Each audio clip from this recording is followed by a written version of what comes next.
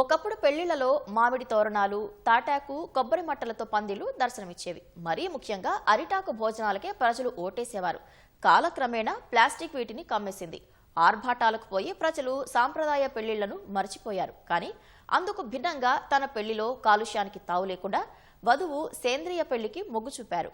వివాహ మహోత్సవంలో పాల్గొన్న అతిథులకు సేంద్రియ వంటకాలతో విందు ఏర్పాటు చేశారు.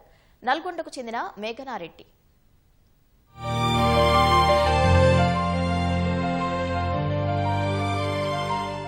ప్రస్తుతం ఏ పెళ్లిలో చూసినా ప్లాస్టిక్ పువ్వులతో వేసిన రంగురంగుల పందిళ్లే కనిపిస్తున్నాయి. విందులో అబ్బురపరిచే ప్లేట్లు, గ్లాసులే చూస్తున్నాం. కానీ వాటి మాటున కాలుష్యాన్ని మాత్రం ఎవరూ గుర్తించడం లేదు.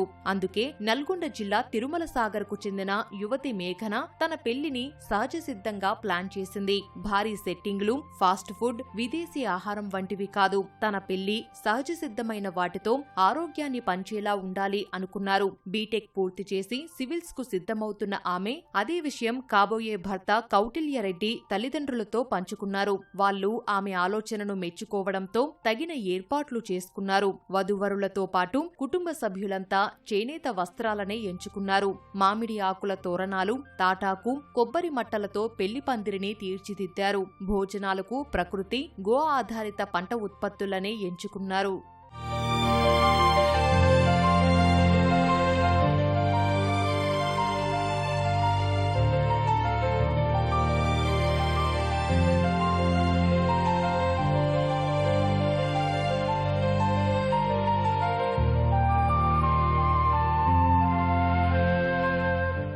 బాస్మతి, మైసూరు, మల్లిక, రాణి ఆకాండ, కులకర్, నవారా ఇలా భిన్న వరి రకాలతో పులిహోర, పనస బిర్యానీ, కరివేపాకన్నం, సాంబారన్నం, పెరుగన్నం వంటివి సిద్ధం చేయించారు. సంప్రదాయ రుచులను మరిచిపోవద్దనే ఉద్దేశంతో జొన్న రొట్టె, పచ్చి పులుసు, సకినాలు వంటి తెలంగాణ వంటకాలకి చోటిచ్చారు. డెస్టినేషన్ వెడ్డింగ్ టూరిజాల పేరుతో ఎక్కడి వారునో బాగు చేయడం కంటే స్థానికతకు ప్రాధాన్యమిద్దాం, మన రైతులను ప్రోత్సహిస్తూ అవగాహన కలిగించేలా పెళ్లి చేసుకుందామన్న మేఘన ఆలోచన నచ్చిందని మేఘన భర్త కౌటిల్య అన్నారు. ప్రముఖ పర్యావరణవేత్త సురేష్ గుప్తా స్ఫూర్తితో సేంద్రియ వివాహాన్ని ఎంచుకున్నానన్న మేఘన మొదట్లో అందరూ వింతగా చూసినా పెళ్లి ఏర్పాట్లు చూశాక అందరూ మెచ్చుకుంటుంటే గర్వంగా ఉందని ఆనందం వ్యక్తం చేశారు.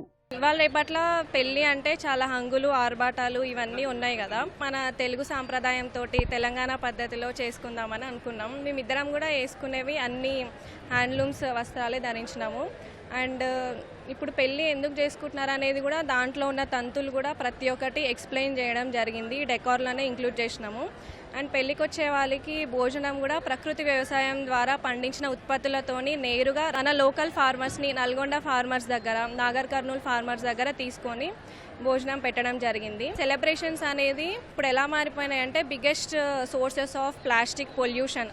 ఒక్కసారి సెలబ్రేషన్ చూసేటప్పుడు చాలా అందంగా ఉంటుంది, కానీ ఆఫ్టర్ సెలబ్రేషన్ ఎవరు వీడియోస్ తీయరు, కవర్ చేయరు. ఒకసారి చూస్తే ఇప్పుడు ఈ డెకరేషన్ ఇదంతా మీకు అందంగా కనిపించవచ్చు, కానీ దాని తర్వాత వేస్ట్ ఎక్కడికి పోతుంది? Tons of floral waste and plastic waste అనేది జనరేట్ అవుతుంది. ఉత్సాహం అంటూ ఏం లేదు, నాకు కూడా ముందు నుంచే ఇష్టము.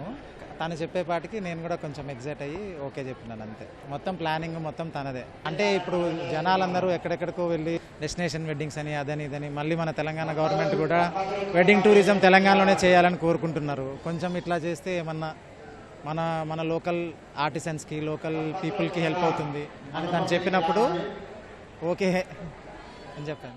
పెళ్లి పేరుతో ఆడంబరాలకు పోయి అందరూ కోట్లలో ఖర్చు చేస్తున్నారు. కానీ వేడుక ముగిశాక ఏర్పడిన వ్యర్థాలు భూమిలో కలిసిపోకుండా ముప్పుగా మారుతున్నాయని మేఘన ఆందోళన వ్యక్తం చేశారు. పర్యావరణ హిత పెళ్లిళ్లను ప్రోత్సహించాలని, స్థానిక రైతులకు సంప్రదాయ వంటలకు ప్రాధాన్యమివ్వాలని ఈ నూతన వధువు పిలుపునిస్తున్నారు.